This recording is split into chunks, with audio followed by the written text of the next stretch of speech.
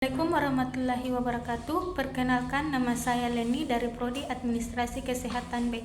Di sini saya akan menjelaskan materi tentang pengaturan bela negara.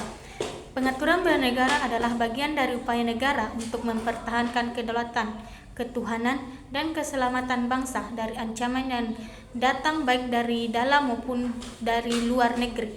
Pengaturan ini mencakup berbagai hal yang berkaitan dengan kewajiban setiap warga negara dalam berpartisipasi dalam pertahanan negara. Berikut adalah beberapa aspek utama dalam pengaturan bela negara di Indonesia. Yang pertama, landasan hukum.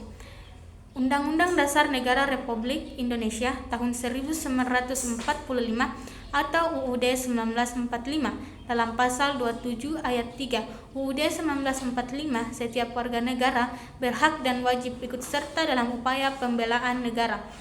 Undang-Undang Nomor 3 Tahun 2002 tentang Pertahanan Negara, UU ini mengatur tentang kewajiban warga negara untuk ikut serta dalam upaya bela negara dan pengaturan mengenai sistem pertahanan negara, pemerintah dan peraturan presiden. Berbagai peraturan pelaksanaan yang lebih mendetail mengenai pelaksanaan bela negara.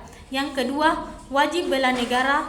Warga negara setiap negara Indonesia yang sudah cukup umur, biasanya 18-5 tahun, memiliki kewajiban untuk mengetahui program bela negara, meskipun bentuk partisipasi bisa bervariasi. Pendidikan bela negara. Pendidikan bela negara diberikan untuk membentuk jiwa nasionalisme, kesadaran akan hak dan kewajiban sebagai warga negara, serta kesiapan menghadapi ancaman terhadap negara. Hal ini biasanya dilakukan melalui program pelatihan di berbagai lembaga, mulai dari pendidikan formal hingga kursus dan kursus khusus. Partisipasi dalam pertahanan negara. Warga negara bisa terlibat dalam bela negara melalui beberapa cara, seperti pelayanan di militer atau TNI, kepolisian, dan bentuk lain yang mendukung ketahanan nasional seperti dalam bidang ekonomi, sosial terhadap negara.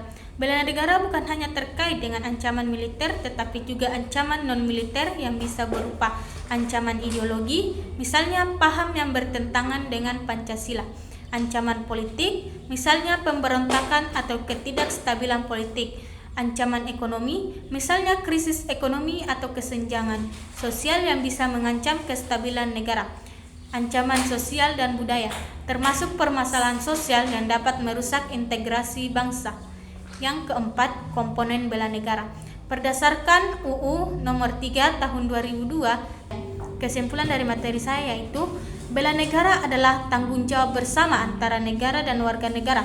Setiap individu diharapkan memiliki kesadaran dan kesiapan untuk berpartisipasi dalam menjaga kelangsungan hidup bangsa dan negara, baik melalui cara-cara militer, non-militer maupun sosial. Pengaturan bela negara yang baik akan memperkuat ketahanan negara dalam menghadapi segala bentuk ancaman, baik yang datang dari dalam negeri maupun luar negeri.